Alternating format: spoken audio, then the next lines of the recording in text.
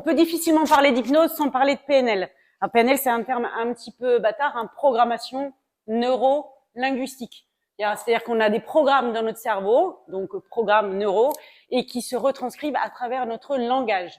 Alors pourquoi est-ce qu'on parle de PNL? Parce qu'en fait, les créateurs de la PNL, que sont John Grieger et Richard Bandler, ont modélisé Milton Erickson. En fait, ils ont modélisé des gens qui réussissaient. Des thérapeutes comme Milton Erickson, comme Virginia Satir, comme Fritz Perls, le créateur de la Gestalt, des champions olympiques de tous bords. Comment font-ils pour que ça marche?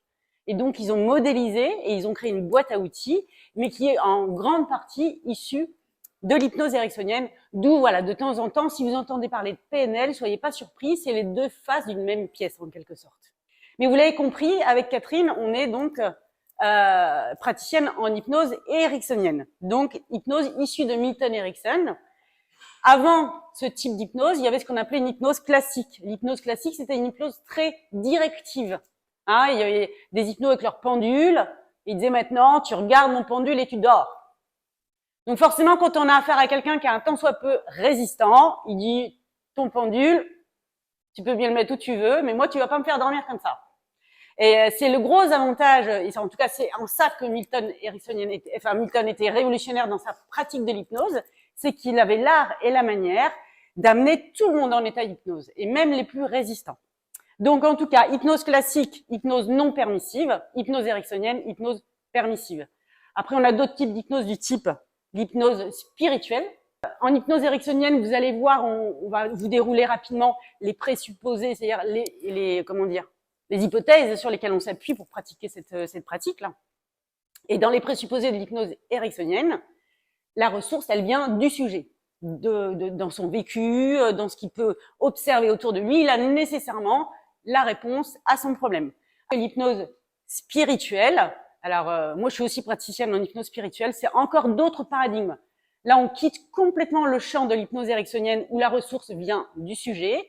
Là, potentiellement, dans l'hypnose spirituelle, on part du principe que la solution à un problème peut venir d'une autre vie. Ou c'est peut-être parce qu'on a à l'intérieur de nous des morceaux d'âme qui ne nous appartiennent pas et qui viennent créer des petits problèmes. Donc, vous voyez, hypothèse de base complètement différente de l'hypnose ericksonienne. Somme toute, ça reste de l'hypnose, dans tous les cas. Nous ne sommes pas ce que nous faisons. Et très souvent, quand on reçoit des gens en cabinet, ils confondent leurs symptômes avec leur identité. Genre, je suis alcoolique. Je suis déprimé. Je suis angoissé, anxieux. Vous voyez, ils confondent un comportement, un symptôme, avec une identité. Donc pour ça, je vous ai mis cette magnifique pyramide qu'on appelle la pyramide des niveaux logiques, qui a été créée par Robert Dills, qui est le porte-flambeau aujourd'hui de la PNL. Pour ça, je vous ai dit qu'on allait parler aussi un petit peu de PNL, parce que là, ça nous permet, quand on reçoit un client, de savoir où est-ce qu'il se situe sur la pyramide quand il arrive en cabinet. Est-ce que sa problématique, elle est environnementale, ce qui est très très souvent le cas. Bien souvent, quand on accompagne quelqu'un, il suffit juste que cette personne change de partenaire, je suis désolée, mais des fois ça arrive, de maison, de région, de job, pour que tout se passe bien. Donc, fort de ce constat-là, nous, on va potentiellement lui faire travailler sur l'estime pour qu'elle puisse trouver le courage, éventuellement, de changer d'environnement. Des fois, la problématique, elle peut être comportementale. Je ne peux pas m'empêcher d'avoir tel ou tel comportement. Donc là aussi, on va avoir des protocoles en fonction de ça. Ça peut être des capacités sur lesquelles on va pouvoir bosser aussi. Là, on va bosser sur la gestion des performances. Bien souvent, on va bosser sur des croyances. Je suis nul, je suis incapable de... Là, c'est des bonnes croyances limitantes, ça. Hein. Donc, évidemment, on va aller bosser sur les croyances. Ou alors, encore une fois, je suis alcoolique. Hein, là, pour le coup, on est sur l'identité. Je sais pas ce qu'ils font dans l'association Alcoolique Anonyme. Je pense qu'ils y font des choses merveilleuses. Je pense qu'il faut qu'ils changent le titre de l'association. Parce que alcoolique, et en plus anonyme, il faut se cacher. C'est un peu dommage, parce que je suis sûre que c'est merveilleux ce qu'ils font, mais ça n'incite pas à sortir la personne de son symptôme. Vous voyez ce que je veux dire? Donc nous, on va travailler tout ça à chaque fois. Et rappeler systématiquement à notre client, vous n'êtes pas ce que vous faites. Et ça, c'est quand même assez essentiel. Et quand on a compris ça, déjà, en termes de thérapie, on a déjà fait un sacré pas dans l'accompagnement. Présupposer également de l'hypnose, il est impossible de ne pas communiquer. C'est-à-dire que la communication, elle se passe énormément à un autre niveau qu'à un niveau, je veux dire, de linguistique en fait. À vrai dire, au niveau linguistique, il se passe à peu près que dalle. C'est-à-dire à peine 7% de la communication. Là, quand je vous parle, si je mets pas d'intonation dans ce que je vous dis, si j'ai pas de gestuelle, si je parle avec un ton monocorde comme ça, sans aucune tonalité, vous allez vite vous endormir. Vous voyez, la communication n'est pas la même que si je mets de l'intonation et que je mets de la gestuelle. Donc, ça va représenter 93% de la communication. C'est énorme. Et donc, en tant qu'hypno, on va aussi, quand un client vient, checker ça. Et on va pas se contenter de ce qu'il nous dit. À vrai dire, ce qu'il nous dit, très honnêtement, on s'en fiche. Ce qui nous intéresse, c'est la manière dont il dit. Quel mot il va utiliser pour exprimer sa problématique. Quelle métaphore il va utiliser. La manière dont il s'exprime. C'est ça qui nous intéresse, en fait. C'est pas le fond, c'est la forme. D'où l'intérêt de savoir lire entre les lignes, entre les mots, et donc de pouvoir décrypter un langage non verbal qui va être vachement important. Si un client arrive et qui me dit moi je suis dans une forme extraordinaire en ce moment, je suis motivée, vous imaginez pas. Vous comprenez bien que dans sa corporalité, c'est pas du tout ce qu'il exprime. À l'inverse, si quelqu'un me dit alors je viens vous voir parce que vraiment je suis complètement déprimée, je pense que je vais me jeter sous un pont. Oui, commencez par vous asseoir. On va traiter cette petite hystérie sans trop de difficultés. Donc, vous voyez, on va aller mesurer, en tout cas calibrer le langage non verbal de notre client. On va aussi utiliser encore une fois les outils de la PNL, notamment avec la lecture sur les accès oculaires. Il faut savoir que les yeux, c'est comme une extension de notre cerveau. Et quand vous exprimez quelque chose, vos yeux l'expriment tout pareil. Donc, quand vous dites quelque chose et l'opposé de ce que vous pensez, ça se lit aussi dans vos yeux. Donc, on va aussi utiliser tout ça, à la fois pour mieux comprendre le client et également pour l'accompagner dans le changement. La carte n'est pas le territoire. Notre réalité, elle est subjective. En fait, vous êtes bien conscient que la réalité n'existe pas.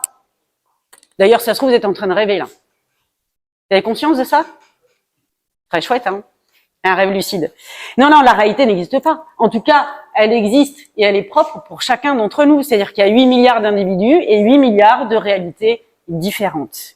Et quand on sait ça et qu'on comprend comment est-ce qu'on construit sa réalité, mais ça permet d'intervenir de manière un petit peu plus efficiente sur là où ça pêche. Voilà. Le monde, l'environnement, les autres. C'est ce qu'on perçoit. Quand on reçoit cette information-là, on a nos 5 sens primaires, enfin les plus importants, parce qu'il y en a d'autres, comme disait Catherine, hein, il y a aussi la nociception, la thermoception, enfin bref, mais tout ça on n'en parle pas. Nos 5 sens que sont donc la vue, l'ouïe, voilà, l'audition, oui c'est pareil. Kinesthésique, olfactif, gustatif. Donc tout ça, ça va venir modifier la perception qu'on a de la réalité. Quelqu'un qui est presbyte ou myope n'a pas la même réalité qu'un casse-couille. On est d'accord avec ça? Là-dessus, vont s'ajouter d'autres filtres qui sont pas sensoriels, mais qui sont plutôt, on va dire, socioculturels déjà. Hein. Si j'ai été éduquée dans une famille ultra méga catho, j'aurais pas la même perception que quelqu'un qui a été éduqué dans une famille athée. Si j'ai été élevée dans le 9-3 ou au bord des plages Fourazine, c'est pareil. J'ai pas du tout la même perception de la réalité. Enfin, vous voyez, tout ça, ça va venir jouer. Socioculturel, les filtres individuels, hommes, femmes, taille, tout ça. Les filtres neurologiques aussi. Hein. On sait qu'on a un cerveau qui est doté de quelques milliards de neurones et d'autant plus de milliards de connexions, mais on n'est pas tous câblés pareil. Donc tout ça, ça va venir aussi s'ajouter. Et là-dessus, parce que c'est pas tout, notre inconscient va également faire des filtres. Le premier, ça va être, enfin le premier, je vous dis, tiercé gagnant, il n'y a pas d'ordre, ça va être la sélection. La sélection, c'est quoi? C'est-à-dire que vous allez sélectionner l'information en fonction de ce qui vous intéresse. Tout simplement. Par exemple, moi, quand j'étais enceinte, je voyais des femmes enceintes partout. Depuis, je pense qu'il y a une baisse de la natalité en France. Je vois plus aucune femme enceinte. C'est un truc de ouf, quoi. Quand j'achète ma voiture, je me dis, waouh, je l'ai jamais vue nulle part, c'est extraordinaire, je vais être la seule dans tout le pays royannais à avoir cette voiture-là. J'ai fait 5 bornes pour rentrer chez moi, j'en ai croisé 3. Même couleur. Et c'est une bicolore, les mêmes couleurs, les mêmes 2 couleurs. Enfin bref, c'est une catastrophe. Mais vous voyez, mais c'est normal. Et heureusement d'ailleurs, je vous dirais que l'inconscient, il filtre ça. Parce que si je devais noter toutes les voitures que je croise, mais je serais là, je vais bugger. Donc notre inconscient, il fait un job, il filtre, il sélectionne. Il va faire la distorsion, c'est-à-dire que il m'est arrivé ça précédemment, donc il va se passer ça maintenant. Vous voyez, il fait des liens de cause à effet. Jacqueline, le boss, il a pas dit bonjour avant-hier, elle s'est pris un soufflon. Moi, il m'a pas dit bonjour aujourd'hui. C'est évident que je vais me prendre un soufflon. Bah non, c'est juste qu'aujourd'hui, il s'est pris la tête avec sa femme, et, il est pas disposé. Mais, vous voyez, lien cause à effet. Il répond pas à mon texto. Je suis sûre que je suis cocu. Vous voyez, on fait de la lecture de pensée.